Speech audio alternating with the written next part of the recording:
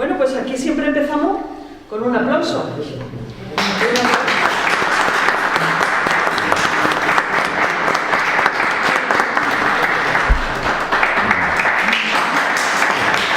Más fuerte todavía. Empieza la familia. Sí. La familia. Todo bien, todo bien. Pero bueno, se ve que habéis comido. Bien. Muchísimas gracias a todos, a los ponentes de la mesa también.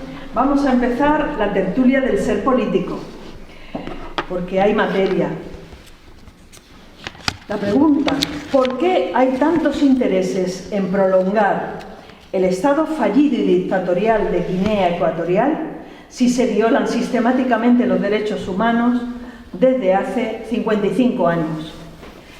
Bueno, pues con otras palabras, o más o menos esto, es lo que nos dijo Weha Chicampo Puye, político de Guinea Ecuatorial, coordinador general de MAIP, el Movimiento para la Autodeterminación de la isla de Bioko, la antigua isla de Fernando Po, que lucha por el derecho a la autogestión del pueblo Bubi en Bioko.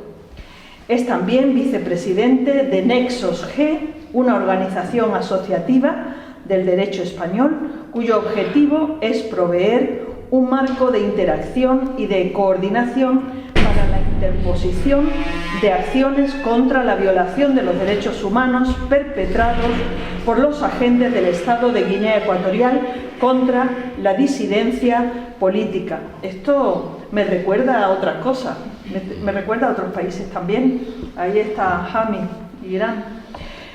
También está con nosotros Rusli Kachina Esapá, asesora técnica de igualdad de Guinea Ecuatorial, especialista en exclusión por motivos identitarios, de género y o raciales, activista por los derechos de las mujeres y niñas guineanas. Gracias también por estar aquí. Y Fran Pérez, que es un amigo, Francisco Pérez Esteban, responsable federal de Derechos Humanos y Cooperación de Izquierda Unida. Muchísimas gracias. Podéis empezar, quien quiera, cuando quiera. Adelante. ¿Cómo dices? Bien, la pregunta yo creo que está bastante claro porque llevamos 55 años de independencia y siempre estamos hablando de la violación sistemática de los derechos humanos. La parte disidente hemos tratado siempre de encontrar una salida a ese problema para que más o menos entremos en un estado de derecho, pero las consecuencias que venimos sufriendo pues son múltiples. Ha habido bastantes asesinatos, detenciones, persecuciones y prácticamente, como decimos, es un estado policía. En la época de Mafia así decíamos, ahora resulta que es un gobierno militar, un régimen militar, porque los militares son los que gobiernan el país y dictan las leyes que se siguen. Pero al mismo tiempo vemos que sistemáticamente el mismo gobierno, el mismo régimen viola las leyes. Entonces, mucha gente no sabe dónde está Guinea Ecuatorial. O sea que, pues, no sé si puedo hacer un pequeño resumen, porque Guinea Ecuatorial está situado en el Golfo de Guinea. Precisamente yo creo que el término Guinea no es una palabra española, sino que viene de origen inglés y donde se definen que son negros. Entonces, en este caso, ecuatorial sería pues los negros que están en la zona ecuatorial. En este caso, los españoles, porque son territorios españoles. Bien, esos territorios, según el mapa que tengo aquí, no tenemos una exposición más o menos, que aquí refleja este mapa. Estamos hablando desde 1778 hasta 1968, en el que España tiene posesiones en ese golfo. Bien, la salida de España el año 68, pues bueno, concedió un estado unitario, donde hay una parte continental y una parte insular, pero distanciados entre sí desde varios ángulos. Por ejemplo, la isla de Annobó, que está en el hemisferio sur, está más próximo a Gabón. La isla de Bioko, que está en el golfo mismo de Guinea Ecuatorial, pues está a 200 o 300 kilómetros de Bata, que es la parte continental, de la región continental, donde es la parte más grande. Por lo tanto, por ejemplo, la isla de Bioko está más próximo a Camerún, porque desde Camerún se ve, desde Malabo se ve Camerún, o sea que están, parece, a 30 kilómetros. Y eso es lo que llamamos Guinea Ecuatorial. ¿Por qué? Porque si cogemos, es un ángulo, es un triángulo, mejor dicho, en donde el territorio no está unido y al mismo tiempo no tenemos capacidad suficiente, el Estado no tiene capacidad suficiente para que esos tres territorios que he señalado puedan coordinarse y puedan desarrollarse. Si más encima tenemos un Estado, policía y un régimen militar, empeora las situaciones, empeora las cosas. Entonces, yo la exposición que quiero hacerles ver es que la situación de Guinea Ecuatorial desde el año 68 está en las mismas circunstancias y al mismo tiempo puedo decir que quizás hemos heredado de la dictadura de Franco todas las leyes y todos los procedimientos militares que el régimen de Franco tenía aquí. Las leyes casi no han cambiado, seguimos regidos bajo leyes de 1940, 1950 y que por lo tanto pues no ha habido modificaciones que se puedan ajustar a las necesidades de la población.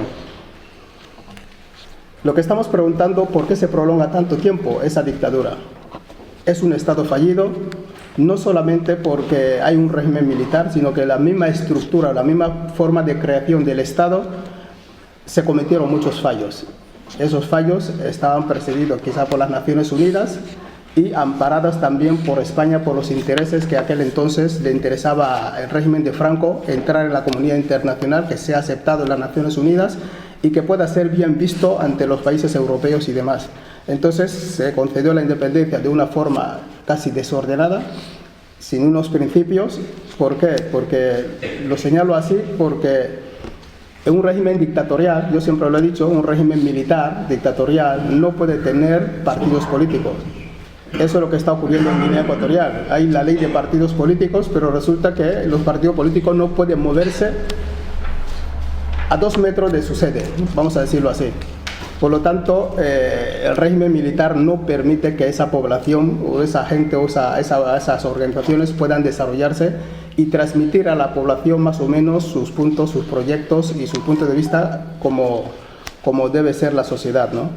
En este caso, pues cuando España concede la independencia, pues lo establece con una constitución. Aquí había una dictadura, pero en Guinea disfrutábamos de una constitución. Y de hecho, lo puedo decir aquí también, estamos en el año 2023, se cumple 60 años que existe la palabra Guinea Ecuatorial. Porque antes del año 63 no existía Guinea Ecuatorial. A través de la ley de bases que se aprobaron aquí en las Cortes, el año 63 se aprobó el régimen autónomo de Guinea Ecuatorial. Ahí es cuando se configura ese territorio o ese estado como tal, el nombre de Guinea Ecuatorial. Entonces es algo reciente, o sea que hay gente que tiene más de 60 años y cuando nacieron no existía ese país, no existía esa estructura. Pero estamos hablando de un régimen militar. Obiang, que es el presidente, dio un golpe de Estado el año 79, reemplazó a su tío, que salió de unas elecciones, entre comillas, democráticas, porque el mes de septiembre del año 68 se celebran elecciones, y Macías gana las elecciones. Bueno, al ganar las elecciones, pues a partir de ahí empieza a gobernar. Pero el proceso ha ido bastante mal porque la gente o la misma sociedad no estaba estructurada para establecer un Estado de Derecho. Y a partir de ahí, pues Obiang se fue afianzando y fueron eliminando todos los oponentes de Macías hasta llegó el momento de que, bueno, ya no había nadie en la administración capacitado, ni nada de los que estaban aquí en las Cortes españolas desde el año 64 al 68, habían sido eliminados todos y a partir de ahí Obiang toma el poder. Cuando toma el poder, establece un régimen militar. Ese régimen militar, los militares están en la calle hasta la fecha de hoy. Las elecciones que se han celebrado son fraudulentas, no ha habido campañas, solamente ha habido una imposición, incluso de los resultados, y ahora mismo que estamos hablando podemos decir que las calles de Malabo están ocupadas. Llevamos unos cuantos días que los militares están en la calle, hay tanques, están acuartelados, o sea, están más o menos posicionados en todos los puntos estratégicos de la ciudad y la población se pregunta qué está pasando.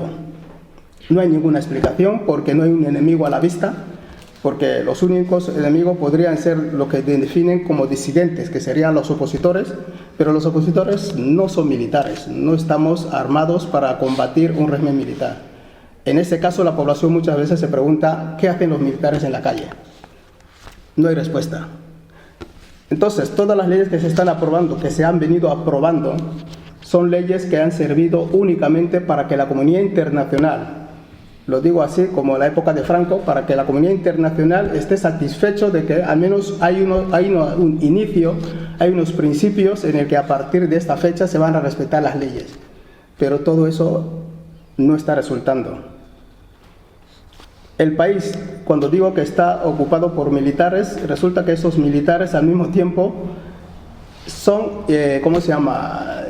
Decir inútiles, quizás inútiles sería un poco fuera de lugar, ¿no? Pero prácticamente no están capacitados para realmente conservar las fronteras del país, no están capacitados para orientar y defender los intereses de la población, de la ciudadanía, y al mismo tiempo Obiang dispone de grupos de mercenarios que son los que le asesoran y al mismo tiempo son los que controlan ese cuerpo militar que estamos refiriendo.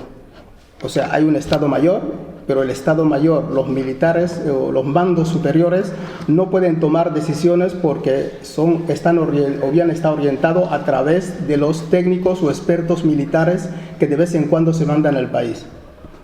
No puedo señalar exactamente un país concreto, pero tenemos la constancia de que Israel está asesorando, lleva años asesorando a Obiang.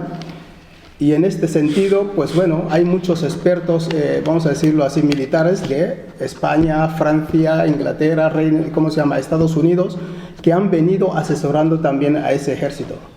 Por lo tanto, cuando a nosotros se nos pide que tenemos que presentarnos o salir a la calle o reclamar nuestros derechos o presentarnos ante unas elecciones, es que está resultando difícil. ¿Por qué? Porque las calles están ocupadas por militares. Yo creo que aquí, si los militares están en la calle, cada uno se queda en su casa, como mal menor, ¿no? En este caso, pues gozan de bastante impunidad, no hay garantías jurídicas.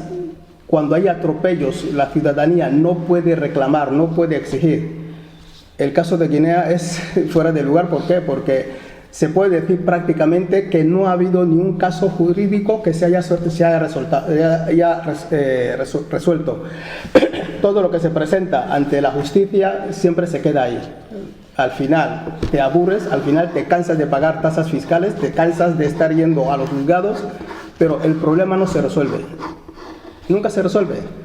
Recientemente, en los últimos meses, estamos observando que el país que está en bancarrota, prácticamente está en bancarrota, por mucho que digamos que estamos produciendo petróleo, se ha intentado combatir la corrupción, pero resulta que los mismos corruptos son los altos funcionarios del Estado, son los mismos ministros, el mismo presidente y su familia. O sea que en definitiva la Santísima Trinidad, formado entre el Padre, el Hijo y la Madre, toda la corrupción gira en torno a ellos.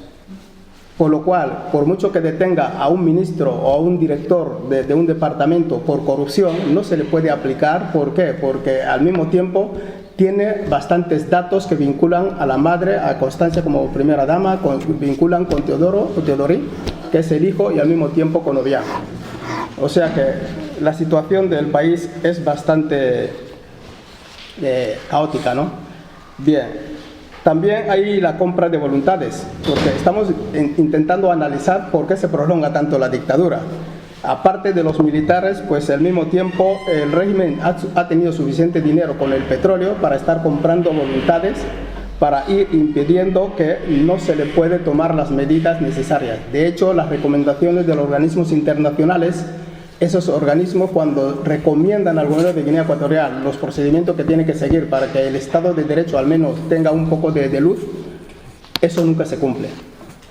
Nunca se cumple. Los relatores especiales en materia de derechos humanos que han visitado Guinea Ecuatorial muchas de las veces se cansan de hacer recomendaciones, y de hecho hace 20 años, en el año 2002, fue el último, parece Gustavo Gallón, me parece que no sé si es un embajador actualmente de su país, de Colombia, fue el último relator que al final pues presentó su ¿cómo se llama? Su expediente en finales de 2002 a las Naciones Unidas, y a partir de ahí pues parece que las Naciones Unidas dio por cerrada la situación de Guinea Ecuatorial. ¿Por qué? Porque no se respetaban las leyes. Desde el año 1979, 1980, que Fernando Bolio Jiménez es el primero que fue a hacer los informes, hasta la fecha pues no se habían respetado. Entonces cerraron ese capítulo. O sea que podemos decir que ya no hay relatores especiales, pero al mismo tiempo la violación de los derechos humanos continúa. Entonces, ¿qué es lo que está moviendo esto que hace que la dictadura permanezca y no hay ningún cambio? Ahora mismo que le estoy hablando, le acabo de decir que hay militares en la calle. Y después de esos militares, dentro de unos días oiremos que hay detenciones y torturas. Después escucharemos que ha habido un intento de golpe y detenciones de todos los disidentes que se puedan. De hecho, nosotros tenemos unos compañeros que mandaban audios en el exterior. Resulta que llevan más de un año, casi un año en la cárcel. En definitiva, solamente por mandar un audio y denunciar lo que estás viendo, al final ya es un delito. Entonces, estos señores están en la cárcel, pues bueno, no se sabe cuándo van a salir. Entonces, todo lo que estamos aquí intentando reflejar es que la comunidad internacional, en sí, los países que tienen intereses en la zona, como Estados Unidos, el mismo España, por más que España puede decir no tiene intereses económicos, pero al menos tiene intereses culturales. Si estoy hablando del castellano es porque España estaba ahí. De una forma u otra yo estoy vinculado con España. Entonces no se puede decir que él no tiene intereses en la zona. Al mismo tiempo, Francia, que la moneda que estamos utilizando es el franco CFA, de los países francófonos, y en definitiva, pues bueno, muchos países, muchas potencias occidentales tienen intereses en Guinea, pero nadie le interesa que este problema se resuelva. Muchas de las veces se suele decir, no, ustedes organícense y salgan a la calle y protesten y tal. Pero bueno, aquí la gente sale a la calle porque hay un Estado de Derecho, o sea que el militar o el policía tiene sus límites. Y de hecho no puedes ver un militar aquí circulando con su uniforme, con sus graduaciones, con sus medallas. Van de civil, a no ser que estén de servicio. Pero en Guinea Ecuatorial los militares duermen con el uniforme. Al mismo tiempo, pues no sabe cuándo están de servicio y cuándo no. Entonces, constantemente estamos sufriendo esa situación, ¿no? Pero dentro de todo esto hay otros males que también aquejan a la población. ¿Por qué? Porque no solamente que perdure la dictadura, a medida que pasa el tiempo, que hay una situación desastrosa, eso afecta a la economía, eso afecta a las familias, esa situación afecta a los estudiantes, afecta a los niños, afecta a todo el mundo, a toda la sociedad. Pero lo que está garantizado, lo que estamos observando es que el régimen debe garantizar que los intereses de las potencias que operan en la zona estén garantizados y que nadie pueda tocarlos. A partir de ahí, la población no cuenta. Entonces, mientras esté sacando grandes recursos, pues la población parece que está al margen de todo esto. Las recomendaciones, como he dicho, pues están en las papeleras. Todas las recomendaciones. Recientemente ha estado, parece, el mes de junio, estuvo el Fondo Monetario Internacional. El Fondo Monetario Internacional estuvo presente y las recomendaciones que están haciendo, pues parece que ellos mismos, me parece, los expertos que fueron a tomar nota o a observar lo que está la economía del país, está claro que el directorio de ejecutivo del Fondo Monetario Internacional no va a intervenir ni le interesa. O sea que el informe se ha hecho no se sabe para qué. ¿Por qué? Porque si todos los males que están observando no se puede aplicar al gobierno o al régimen para que más o menos se ajuste a los cánones que se están marcando dentro del Fondo Monetario Internacional, pues ¿para qué sirve? Es como al final el relator especial, como lo hacía antes, va a Guinea, emite un informe, visita a los presos, recolecta a todos los que están heridos, malheridos o perdidos, desaparecidos, pero el informe cuando llega a las Naciones Unidas se archiva. Se archiva. ¿Por qué digo que todo eso afecta a la gente, a la población? Pues bueno, desde el momento que no hay puestos de trabajo. Podemos decir que quizás el petróleo, las explotaciones del petróleo tienen capacidad suficiente para crear puestos de trabajo. Pero si un régimen que vive solamente de la renta, de lo que le van a dar de la explotación del petróleo y no genera ningún puesto de trabajo, es normal que la población esté padeciendo. Es normal que haya constantemente violaciones de derechos y es normal que los militares, como lo están haciendo, van a la calle y coaccionan a la población civil para sacarles dinero, ya sea a través del coche, ya sea a través de un certificado en el ministerio, ya sea cualquier cosa, o te pueden decir que has insultado a fulano o has faltado el respeto o atentado contra la integridad del jefe del Estado. Entonces, de eso viven. ¿Por qué? Porque el mismo régimen está alimentado a través de la renta del petróleo. Ahora, si no hubiera petróleo, ¿no habría dictadura? Habría que ver. ¿Por qué? Porque el año 79, cuando se dio el golpe, no había petróleo. Pero los militares estaban en la calle y hasta hoy. Entonces, de no haber petróleo, también habría una dictadura.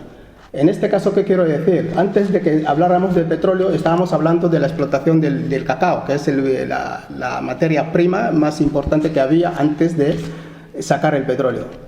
Pero aun con la producción del cacao del año 68, que estábamos sacando unas 40.000 toneladas de cacao que se embarcaba principalmente a España, a fecha de hoy no llega una tonelada de cacao lo que se saca en los bosques. Todas las fincas están abandonadas.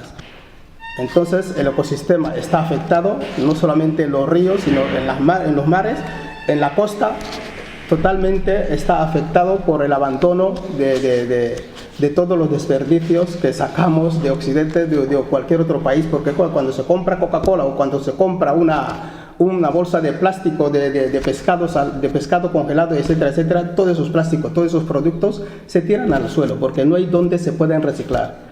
Al mismo tiempo, pues los ríos están estancados, o sea que ya no hay agua limpia donde tú puedes decir voy a un río a bañarme y a tomar agua. De hecho, ahora la edad que tengo ya empezamos a hablar de otras enfermedades. Cuando yo era pequeño había el paludismo y el paludismo se combatía con la quinina, con otros productos que más o menos comprimidos que nos daban semanalmente a los niños, ¿no? Pero ahora se está hablando de tifoideas. La tifoidea pues es una enfermedad que desconocíamos de pequeño. Y resulta que al final la tifoidea puede que combatirlo con antibióticos y al mismo tiempo se sabe que la tifoidea es, principalmente su origen es la suciedad.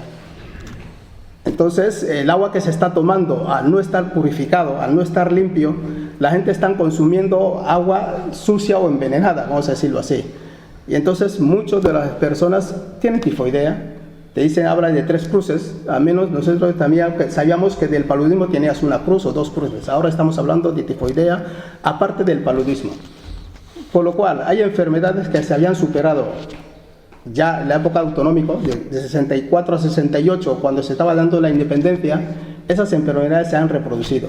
El analfabetismo pues ha aumentado, la delincuencia juvenil a tope y las bandas organizadas normalmente, más que los civiles, lo están haciendo los mismos militares. Los militares cuando no están de servicio, no están en los campamentos, se visten de civil y son los que atacan por las noches a la población, son los que secuestran o roban a la población. Entonces, todos esos pleitos tú no los puedes plantear ante nadie. ¿Por qué? Porque ni un juez va a asumir la responsabilidad de juzgar a un militar. Por lo cual, los militares se rigen por unos reglamentos propios de ellos. Y esos mismos reglamentos les sirven de autodefensa, ¿no? Autodefensa para que digan, bueno, eso es un asunto que lo vamos a arreglar nosotros.